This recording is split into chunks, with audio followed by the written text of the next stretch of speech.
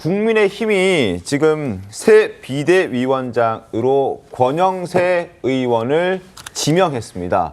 자, 이제 숙제가 남은 건 계엄 이후의 사태를 어떻게 처리할지, 이게 이제 관건이 될 텐데 과연 돌파구가 될 것인가. 일단 비대위원장이 지명됐기 때문에 권성동 원내대표는 계엄과 여러 가지 지금 상황들에 대해서 일단 사과부터 하겠다는 입장을 밝혔습니다. 목소리 들어보시죠.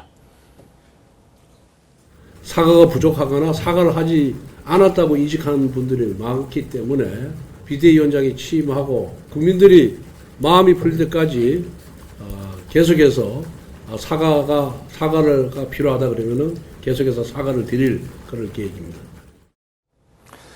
자, 권영세, 권성동 이렇게 투톱 체제가 완성이 된 겁니다. 김재원 최고께서는 어떻게 보십니까? 지금 뭐 사실 좀 새로운 젊은 인물들이 필요했다 이런 목소리도 있긴 했었는데 그래도 안정감과 뭐 경륜을 선택했다 뭐 이렇게 봐야 됩니까? 지금 사실 보수 진영 전체가 네. 혼란에 빠져 있고 국민의힘은 보수 진영에서 중심이 되는 정치 세력이거든요. 그런데 우리 당에서 배출한 대통령이 지금 탄핵 소추가 되어 있는 상황이고 그 과정에 굉장히 많은 지금 혼란이 이야기가 되고 있거든요. 그 점뿐만 아니라 우리 당에서 배출한 직전 대통령도 탄핵이 인용이 되어서 임기가 중도에 맞춰지는 비운을 겪었고 그 앞에 또 이명박 전 대통령의 경우에는 퇴임 후에 구속이 되면서 현재 전직 대통령의 예우가 박탈되어 있는 네. 그래서 사실상 영향력 행사가 거의 어려운 지경에 있거든요.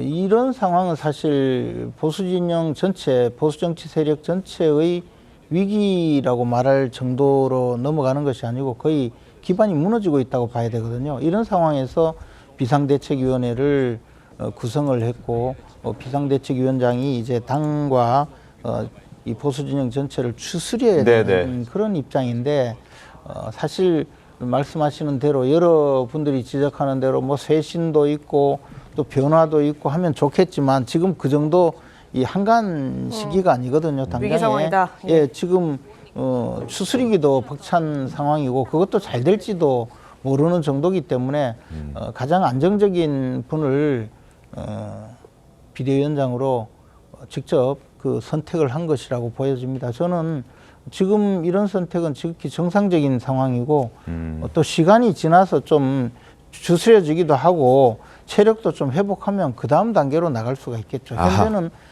뭐 거의 유일한 수단이자 유일한 선택이 아니었나 생각합니다. 뛰기 전에 몸을 좀 보양해야 되는 그런 시기다 이런 말씀. 지금 말씀 주신 것처럼 혁신을 택하기보다 그냥 안정수습, 일단은 안정수습부터 먼저 하자. 여기에 지금 권영세 의원을 임명한 게 방점이 찍혀 있다 이런 설명인 것 같은데 이 비대위원장에 지명된 권영세 의원 첫 일성으로 이런 말을 했습니다. 들어보시죠. 뭐 단합이 안 되고 그래서 당의 안정이 안 된 상태에서 어떻게 당을 바꿀 수가 있겠어요? 이번 비대위가 조기 대선 준비위 성격이라는 거에는 공감하세요? 거기에 대해서 생각 안 하고 있어요. 아직 헌법재판소에서 결정이 나오지도 않았는데 당이 우리 국민의 신뢰를 다시 회복해서 국민의 신뢰를 받는 정당으로 다시 태어나기 위해서 무슨 일을 해야 될지 고민하는 게 그게 제일 중요하다고 생각합니다. 뭐 개파석이 였다, 비교적 였다 이런 평가를 받고 있고 그리고 참 관리형, 통합형 인물에 가깝다. 그래서 이제 김재원 최고께서도 일단 안정시키는 데는 적합하다, 잘한 선택이다, 정상적인 선택이다 이런 얘기들이 나오고 있습니다만 자, 송영길 변호사님 일단 권성동, 권영세 투톱 체제 그리고 윤석열 대통령까지 포함하면은 셋 다 검사 출신이라는 공통점이 있어서 그 부분에 대한 지적도 꽤 많이 나오던데요. 이 부분 어떻게 봅니까? 그런데 권영세 비대위원장은 5선 의원이신데요. 네. 아직까지 뭐 검사 출신 이런 얘기를 하는 건 좀 적절하지 않다는 생각이 듭니다. 정치인으로서 살아온 세월이 훨씬 더 길어요. 검사는 아마 9년인가 하셨을걸요. 제가 기억하고 있는 게 맞다면. 그래서 검사 출신이다라고 하는 라벨링은 좀 적절하지 않은 것 같고 어쨌든 지금 새 비대위가 앞으로 대단히 어렵고 힘들고 또 고통스러운 과제를 이행해야 될 수도 있습니다. 왜냐하면은 어느 시점에 가면은 결국에는 대통령과의 분리가 불가피한 상황이 올 수 있습니다. 네. 지금도 이미 당내에서 그런 것을 공공연하게 말씀하고 계신 분들이 있거든요. 그러니까 뭐 대통령이 탄핵 소추로 지금 직무가 정지되어 있지만 나중에 탄핵 결정을 받는다든가 또는 현재 수사 중인 혐의에 관해서 기소가 되거나 또는 신병의 어떤 변화가 생기거나 그런 일들이 발생했을 때 당이 언제까지 윤 대통령을 당원으로 같이 갈 수 있을 것이냐 이것에 대한 염려가 있는 상황입니다. 그러면은 대통령과 분리하는 힘들고 고통스럽고 어려운 결정을 새 비대위에서 해야 될 수도 있습니다. 그런 어려운 과제들을 감당하셔야 되기 때문에 당내에서 잘 중지를 모아서 그런 과제들도 헤쳐나가야 되지 않겠나 하는 생각이 듭니다. 송 변호사님 나오셨으니까 저도 좀 궁금한 게 있는데 어쨌든 알려지기로 그리고 또 활동하시기로 친한계 인사로 활동을 하셨잖아요. 지금 이 권영세 의원 비대위원장으로 임명한 것에 대해서 어떻게 좀 평가를 하시나요?